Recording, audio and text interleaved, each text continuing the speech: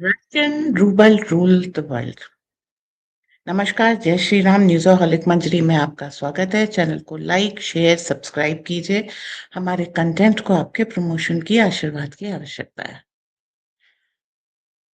जब से यूक्रेन की लड़ाई रशिया ने जीती है, उसने वर्ल्ड के सामने एक शर्त रखी है और ये हम आपको बता चुके हैं कि हमसे अगर लेना है तो युवान और रूबल में लो।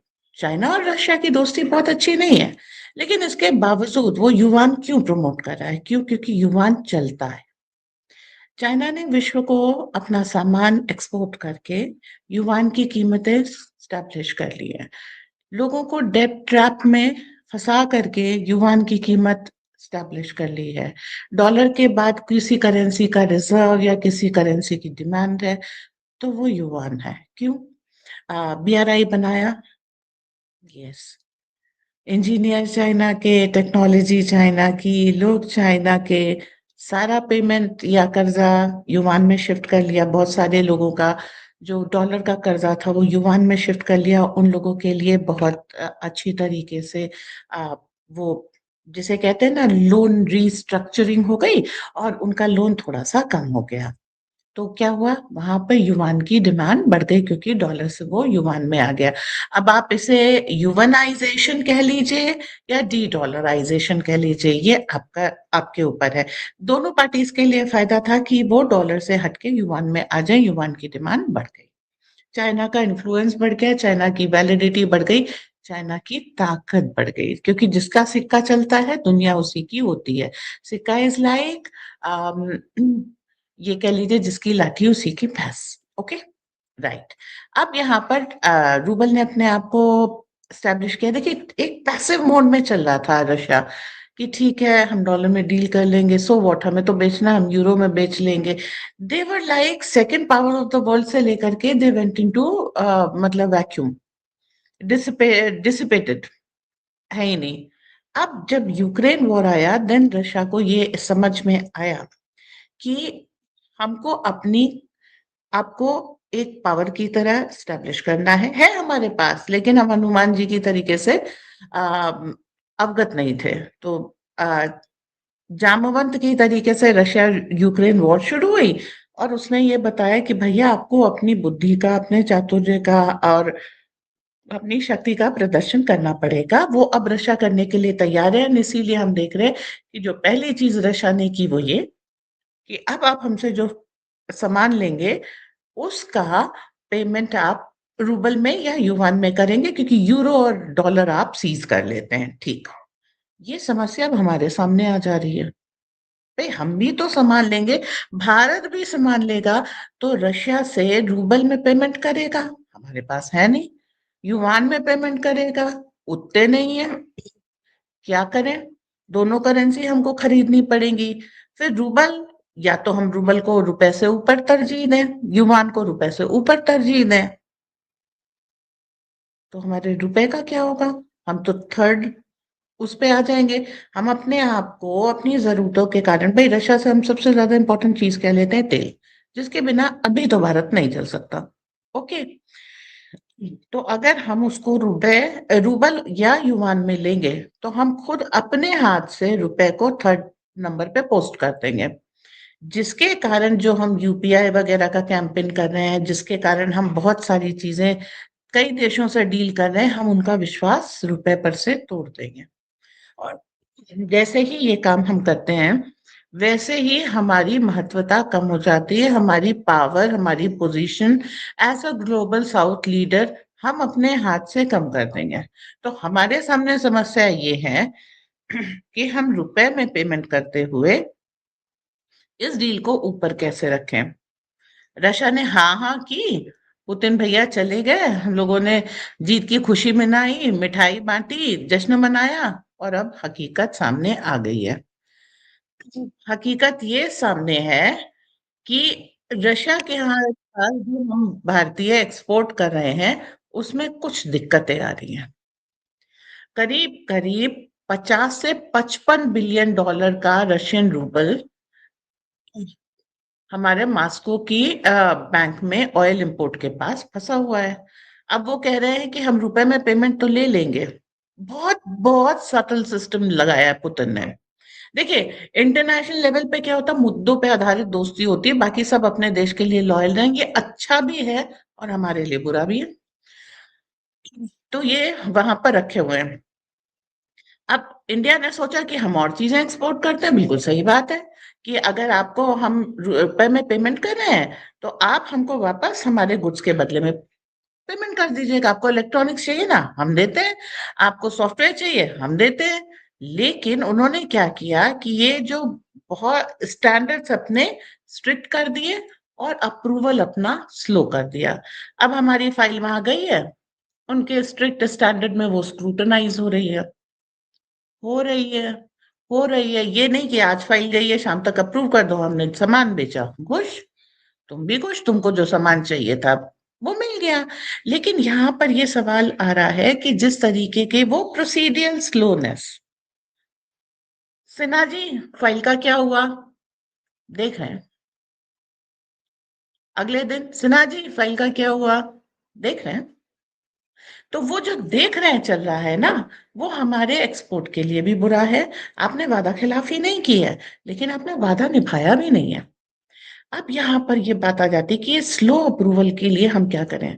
अब फिर क्या हुआ, कुछ प्रोडक्ट्स में उन्होंने कहा कि मीट लोकल लैंग्वेज, एंड इसके बाद जो है कुछ डॉक्यूमेंट रिक्वायरमेंट पेश कर दी। तो ये क्या होता है ना, छोटे छोटे सटल तरीके होते हैं कि हम काम नहीं होने देंगे। रशिया ज्यादातर जो इंपोर्ट कर रहा है वो चीन से कर रहा है। 1990 जब हम लोग जो है दूसरे ही धंधों में पड़े हुए थे थैंक्स टू कांग्रेस, उस समय चाइना ने अपने आप को बहुत अच्छा प्रोजेक्ट किया और चाइना को दुनिया अप्रूवल दे रही थी। चाइना को अपने हिसाब से दुनिया ट्रेन कर रही थी, चाइना ट्रेन हो रहा था। तो आज जो चाइना की सक्सेस है, वो दुनिया ने उसको गिफ्ट की है, ट्रेन किया है, चाइना को एज ऑल्टरनेटिव डेवलप किया है। Where as we are like new girl on the new kid on the block और न्यू रूकी, कि हमें अभी कुछ आता नहीं है, पर हाँ हम सेल्फ मेड हैं। अगर हमने कुछ बनाया है तो ड्रोन्स बनाए हैं, कोई क्रायोजेनिक इंजन बनाया है, कुछ भी बनाया वो हमारे अपने दम खम का है। हमको सबने गिराने की कोशिश की, बावजूद इसके हम यहाँ पर हैं। दोनों बातों में ये बहुत बड़ा फर्क है। चाइना की सक्सेस चाइना की अपनी नहीं है। जब वो अपनी लिए टेक्नोलॉजी डेवलप करना चाहता है रिवर्स इंजीनियरिंग से, अक्सर फेल हो जाता है। ठीक है। लेकिन अभी हम जो अपने उससे देखिए, टफ ट्रेनिंग हमेशा बेटर होती है। जब हम अपने बूते से अपनी स्किल से उस चीज को डेवलप करते हैं तो हम फेल नहीं होते, हम अपने आप को स्टैब्लिश करते हैं और वर्ल्ड को एस्टॉनिश करते हैं, आश्चर्यचकित करते हैं कि अरे इसने भी कर लिया, बिना हमारे मदद के कर लिया। चाइना थ्रेट नहीं है, उससे टेक्नोलॉजी वापस लेंगे या कुछ पेटेंट्स वगैरह खत्म कर देंगे उनके साथ, चाइना को झटका लगेगा। लेकिन हमारा तो सब कुछ अपना है। हम आपकी चीज देख करके उस चीज को रेप्लिकेट करना चाहते हैं अपने इंडिजिनस तरीके से। तो हम खतरा है। क्यों? हम आपकी टेक्नोलॉजी को टक्कर दे सकते हैं, हम आपकी पोजीशन को चक्कर टक्कर दे सकते हैं। आपने टैरिफ लगाया, हमको कोई फर्क ही नहीं पड़ा। इसलिए हम डेंजरस हैं और ज्यादा डेंजरस है। चाइना कम डेंजरस है। तो अब इसी बीच में रशिया क्या कर रहा है? दो बिल्लियों की लड़ाई है, भारत और चाइना। अब इसमें रशिया भी एक पोजीशन रखता है और वो अपना गेम खेल रहा है। उसने हमारे अप्रूवल स्लो कर दिए, भाषा और ये सब की रिक्वायरमेंट रख दी, जो गेम हमारे साथ काफी हद तक बाकी सब हो गया। तो कोटा लगा दिया था अमेरिका ने कि हम इतने परसेंट से ज्यादा आपसे नहीं खरीदेंगे। तो कहीं ना कहीं हमारे एक्सपोर्ट को हर देश, भले ही वो हमारा दोस्त क्यों ना हो, अगेन मुद्दे पे आधारित दोस्ती होती है। वैसे इंटरनेशनल मार्केट में कोई दोस्ती नहीं होती, हर बंदा शाह बनना चाहता है। तो हमारे दोस्त हमारे ऊपर ट्रिक्स खेल रहे हैं। ओके।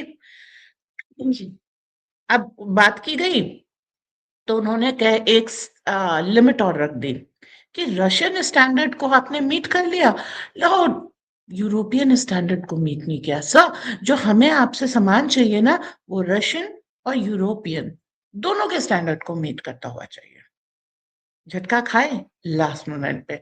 शुरू में बता देते तो हम डेवलप ऐसे करते कि इसमें दोनों चीजें हो। हमने इतनी मेहनत करके एक प्रोडक्ट को बनाया आपने, फिर हमें ड्राइंग बोर्ड पे भेज दिया कि पहले डिजाइन करो, फिर उसको प्रोडक्ट को बनाओ, फिर लेकर के आओ, तब हम अप्रूव करेंगे। बहुत जल्दी भी कर लिया तो आपने 3 से 6 महीने हमको डिले कर दिया प्रोडक्शन में जाने से। और एक डिस्करेजमेंट हाथ लगा कि हमको लगा था कि हम यूरेका के करीब है, 99% काम कर लिया है, 1% अप्रूवल मिल जाएगा, हम रशिया को एक्सपोर्ट कर सकेंगे। And lo, you are back on drawing board. तो इस तरीके से रशिया बहुत चालाकी से भारत को डिस्करेज कर रहा है। अगेन, रशियन रूबल को युवान ज्यादा देर तक रिप्लेस नहीं कर सकता। क्यों? चाइना की पॉलिसी टॉक्सी टर्वी है, इस समय चाइना टर्मोइल में है। रिप्लेस केवल रुपया कर सकता है, और ये डिलेइंग टैक्टिक्स हैं। तो दस दो फिर से हम अपने उस सवाल पे आते हैं, तो क्या रशियन रूबल रूल करेगा? लैंग्वेज के कारण इनके यहाँ वैसे ही बहुत सारी प्रॉब्लम है। कारण आ, आपको रशियन पूरी सीखनी पड़ेगी। ओके। अब भाषा के साथ काफी हद तक कल्चर कल्चर जुड़ा होता है। रशियन कल्चर वो करेंगे तो रशिया के ट्रेड के साथ ट्रेड करने के साथ, जैसे जैसे आप देखिए, हमने इंग्लिश में सीखी, इंग्लिश कल्चर सीखा, और धीरे धीरे हम आधे पर्धे अंग्रेज हो गए, भूरे अंग्रेज हो गए। ठीक है। ऐसे ही जब हम रशियन सीखेंगे, उसके साथ रशियन कल्चर वगैरह सीखेंगे, तो माथे पर्दे रशियन हो जाएंगे।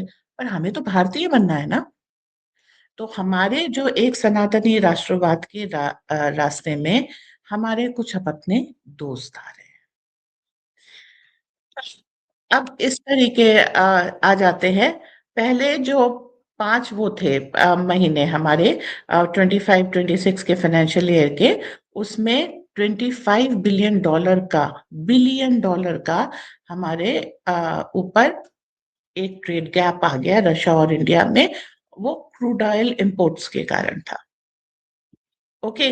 तो हम उस चीज को, अच्छा, अगर हमने जैसे सब लोग कहते हैं कि हमने रशिया से तेल लिया, ओके, उसको रिफाइन किया, ठीक, उसके बाद उसको बेचा तो बदले में हमें मिले डॉलर। अब हम उस डॉलर से रूबल खरीदें, हम उस डॉलर से रुपया मजबूत करें, हमारे राष्ट्रीय हित में।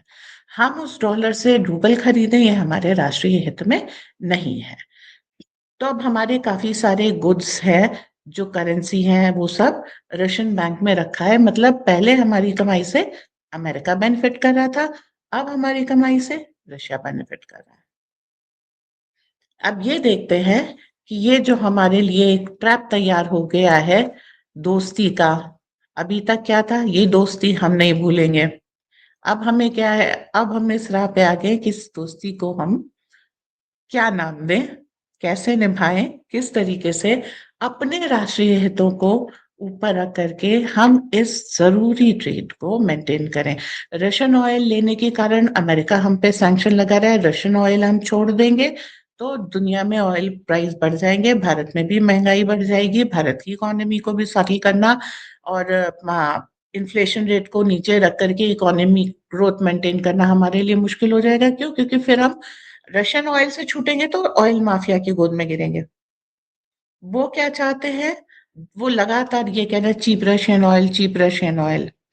तो उसमें वो क्या करेंगे? वो हमें महंगा तेल देंगे, तेल महंगा आएगा तो सारा सामान, भाई माल की लदाई ढुआई ये सब महंगा हो जाएगा, तो हमारे लिए माल महंगा हो जाएगा, इन्फ्लेशन आ जाएगा। रशिया ने इस सारे सिचुएशन को देख करके मदद नहीं की है, क्योंकि अब वो यूक्रेन वॉर जीत चुका है। तो उसने क्या किया है, जो हमको रशियन ऑयल पे सब्सिडी दी थी वो कम कर दी है। ओके। $2 पे आ गए। तो हम इस समय मोदी जी दोनों तरफ से एक बैलेंस बनाने की कोशिश कर रहे हैं, और हर हाल में वो बैलेंस काफी मुश्किल पड़ रहा है। भारतीय इकोनॉमी के लिए रशियन ऑयल जरूरी है, और रशिया अब इस समय इसका फायदा उठा रहा है। हमने 2% एक्सपोर्ट कम कर दिए हैं, कोई बात नहीं, लेकिन नतीजा क्या है? अब देखते हैं यहाँ से मोदी मैजिक क्या निकलता है। मुझे सुनने के लिए धन्यवाद। प्लीज लाइक, शेयर और सब्सक्राइब करिएगा, और बेल आइकन दबाना मत भूलिएगा, ताकि हमारा जो भी वीडियो हो आप तक पहुंचे। Thank you. जय हिंद, वंदे मातरम, जय श्री राम।